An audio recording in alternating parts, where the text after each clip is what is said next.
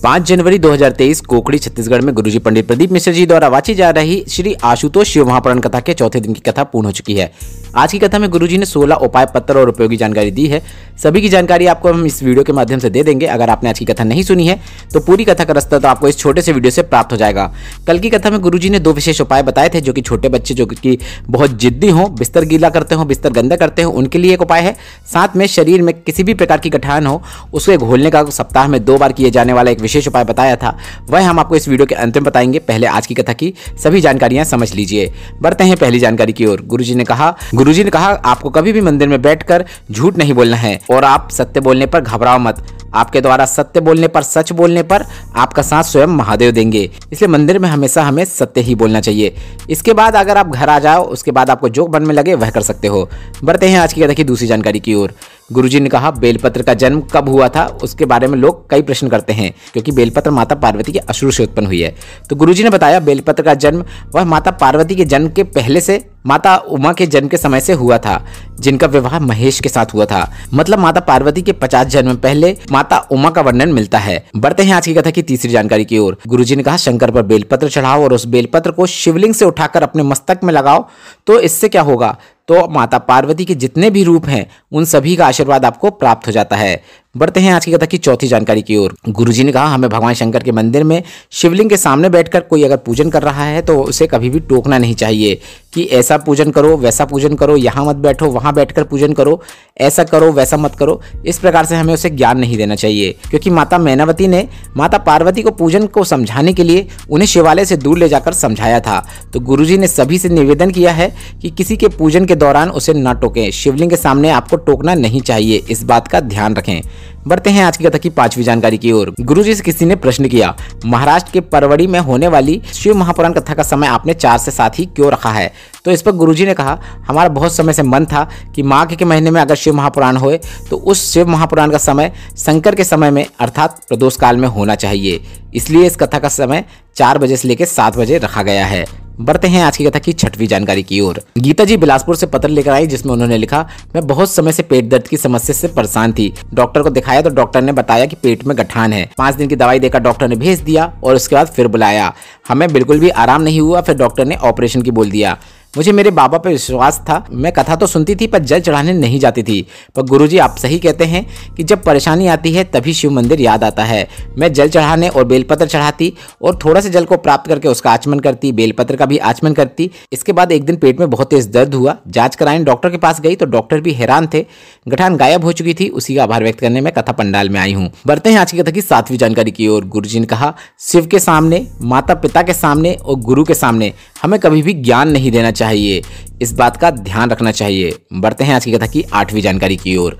गुरुजी ने कहा शिव भक्त का, शिव पूजन करने वाले का कभी भी अपमान ना करें, उसके बारे में कभी भी आड़ा टेढ़ा ना बोलें। शिव भक्त का अपमान करने से हमें दोष लगता है। शंकर भगवान आकर स्वयं देखते हैं शिव भक्त का अपमान होने पर, क्योंकि शंकर का जो भक्त होता है वह शंकर का ही गण होता है।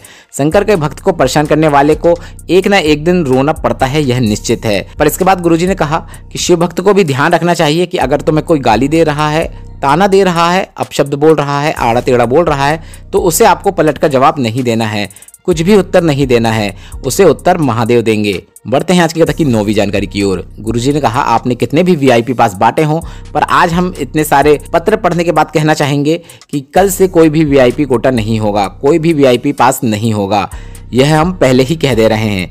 इसके बाद गुरुजी ने कहा कल से आप लोग आगे आकर बैठना, अगर कोई मना करे तो मुझको आके बताना, ताकि हम इस व्यासपीठ पर ही, बस इतना ही कहकर गुरुजी रुक गए। इसके बाद गुरुजी ने कहा दिल्ली, हरियाणा और दूर दूर से लोग आ रहे हैं और उनके लिए आगे जगह होनी चाहिए। बढ़ते हैं आज की कथा की 10वीं जानकारी की ओर। गुरुजी ने कहा छोटा सा चंदन का टुकड़ा तुम्हारे पास है और उस चंदन के टुकड़े को अगर 5 से 7 बार आप रगड़ देते हैं तो इतना मात्र कर देने से आपको कभी भी कर्जा नहीं होता है, इस बात की निश्चितता है। अर्थात आपके घर में अगर चंदन है तो उसे घिसना चाहिए, उसमें थोड़ा सा पानी लगाना चाहिए, इतना मात्र कर देने से आपको कभी भी कर्जा नहीं होता है। और उस घिसे हुए चंदन को आप अपने घर के ही शिवालय के शिवलिंग पर लगा सकते हैं। बढ़ते हैं आज की कथा की 11वीं जानकारी की ओर। कर्जा मुक्ति के लिए गुरुजी ने एक और अच्छा उपाय बताया है। आपको क्या करना है, आपको एक कलश में जल भर लेना है और थोड़ा सा चंदन घिसकर आपको इस कलश में उस चंदन की एक बिंदी लगा देना है। इसके बाद इस कलश का जल शिवलिंग पर जाकर अर्पित कर देना है। मात्र इतना कर देने से आपको कर्जा मुक्ति प्राप्त होती है। बढ़ते हैं आज की कथा की 12वीं जानकारी की ओर। लता साहू जी पत्र लेकर आई जिसमें उन्होंने लिखा, एक लोटा जल और एक बेलपत्र का क्या वर्णन करूं। 2021 में मुझे पेट में दर्द हो गया था। सोनोग्राफी और एंडोस्कोपी कराई तो डॉक्टर ने बताया कि अमाशय में हार्निया है और डॉक्टर ने कहा कि जिंदगी भर आपको दवाइयां खानी पड़ेंगी क्योंकि आपकी आंतें आपस में उलझी हुई हैं, ऑपरेशन करना पड़ेगा। मई 2022 में मैं रुद्राक्ष लेने कोबरेश्वर धाम गई और एक कंकड़ शंकर भी ले आई। रुद्राक्ष रखकर शिवलिंग पर चढ़ाकर उस जल का आचमन करने लगी और बाबा की कृपा ऐसी हुई कि ऑपरेशन की भी जरूरत नहीं हुई। मेरा शरीर ठीक हो गया है। उसी का आभार व्यक्त करने कथा पंडाल में आई हूँ। बढ़ते हैं आज की कथा की 13वीं जानकारी की ओर। हरिनारायण जी साहू जी पत्र लेकर आए जिसमें उन्होंने लिखा, मेरे मामा जी को 10 वर्ष से शुगर थी, बीपी था। शुगर इतनी थी कि उन्हें इंसुलिन लेना पड़ता था। जितने बार खाना खाते थे उतने बार इंजेक्शन लेना पड़ता था। सीहोर का रुद्राक्ष हमें प्राप्त हुआ और उस रुद्राक्ष को गलाकर उसका जल शिवलिंग पर चढ़ाकर उस जल को प्राप्त करके मामा जी को देना शुरू किए। बाबा की कृपा से उनकी इंसुलिन बंद हो गई है और उनकी शुगर भी लेवल में आ गई है। उसी का आभार व्यक्त करने कथा पंडाल में आए हैं। बढ़ते हैं आज की कथा की 14वीं जानकारी की ओर। कप्तान सिंह सोलंकी जी पत्र लेकर आए जिसमें उन्होंने लिखा, गुरुजी मैंने बड़ोदरा से लेकर अभी तक सारी कथाएं सुनी है और यह मेरी चौथी कथा है। मेरी उम्र 70 वर्ष है और अच्छे से चल फिर भी नहीं सकता हूँ। गरीब आदमी हूँ, आने जाने का खर्चा भी नहीं हो पाता है, पर एक महान सज्जन घनश्याम जी उपाध्याय ने मेरी टिकट का खर्चा उठाया है। मेरा बेटा गलत रास्ते में चला गया था, खूब खाना पीना शुरू कर दिया था और गलत मार्ग में जाने के कारण उसकी शादी भी नहीं हो पा रही थी। पर मैंने संकल्प लिया था कि जब तक मेरे बेटा सही मार्ग में नहीं आ जाता है, गलत चीज़ों को छोड़ नहीं देता है, उसकी शादी नहीं हो जाती है, तब तक मैं कथा देखना नहीं छोड़ूंगा। मैं निरंतर कथा देखने आता रहूंगा। पर बाबा की कृपा से मेरे बेटे का व्यसन छूट चुका है और उसकी शादी भी पक्की हो चुकी है। आभार व्यक्त करने कथा पंडाल में आया हूँ। बढ़ते हैं आज की कथा की 15वीं जानकारी की ओर। देवांगना जी पत्र लेकर आए जिसमें उन्होंने लिखा, मेरे पति का भयानक एक्सीडेंट हो गया था। पैर में उनके 4 रॉड लगाई गई थी जिससे वह नीचे नहीं बैठ सकते थे। जनवरी 2022 में रुद्राक्ष महोत्सव में हम लोग पहली बार कोबरेश्वर धाम आए थे।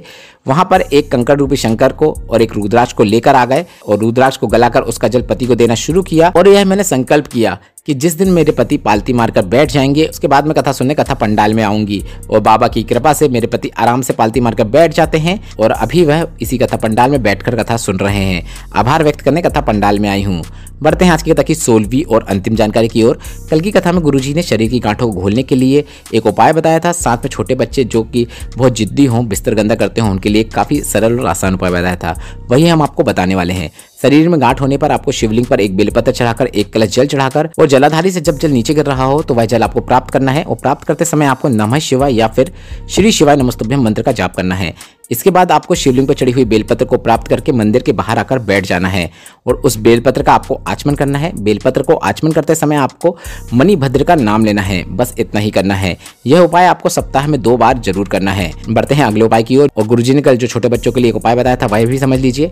छोटे बच्चे जो बहुत जिद्दी हों, बिस्तर गंदा करते हों, बात नहीं सुनते हों, तो उनके लिए आपको यह उपाय करना है।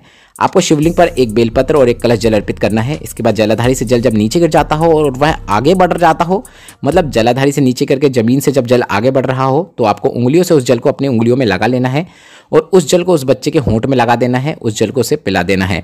बस इतना ही कर देने से बच्चा गंदगी करना, जिद करना बंद कर देगा।